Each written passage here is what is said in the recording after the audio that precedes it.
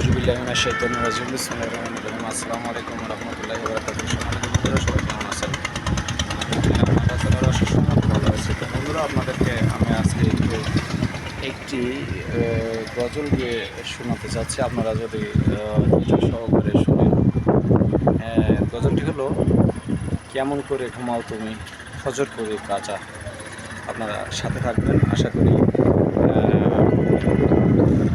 আপনারা শুনতে পাবেন কিছুক্ষণের ভিতরেই।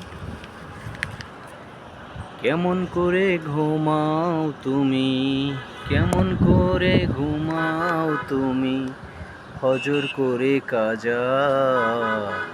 এমনও তো হতে পারে জহরে জানাজা তোমার, এমনও তো হতে পারে জহরে জানাজা।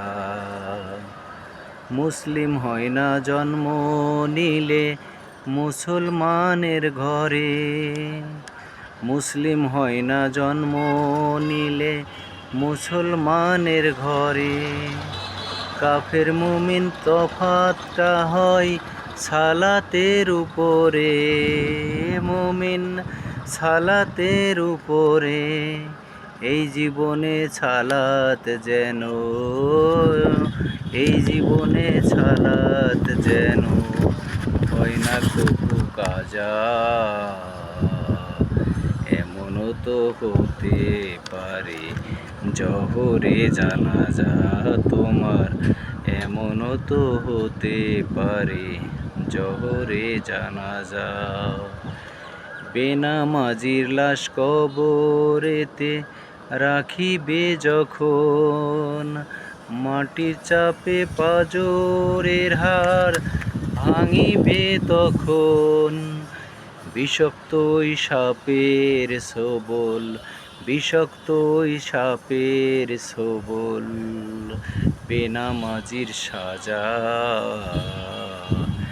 এমনও তো হতে পারে জহরে জানাজা তোমার, এমনও তো হতে পারে জহরে জানাজা।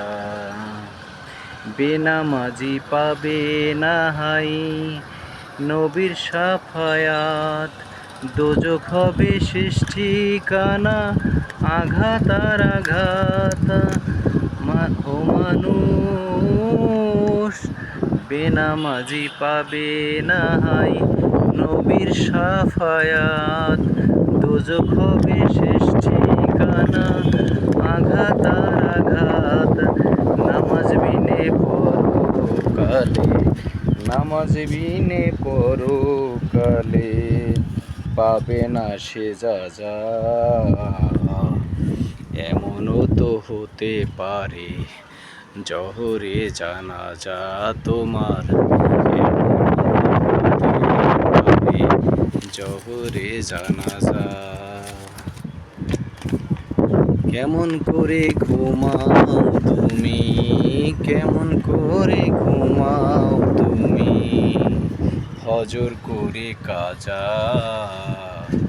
এমনও তো হতে পারে জহরে জানাজা তোমার, এমনও তো হতে পারে জহরে জানাজা।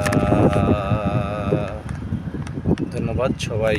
ফজর, জোহর, আসর, মাগরিব, ইশা সব কয়টি নামাজ জামাতের সহিত পড়ার চেষ্টা করবেন। ধন্যবাদ সবাইকে সাথে থাকার জন্য।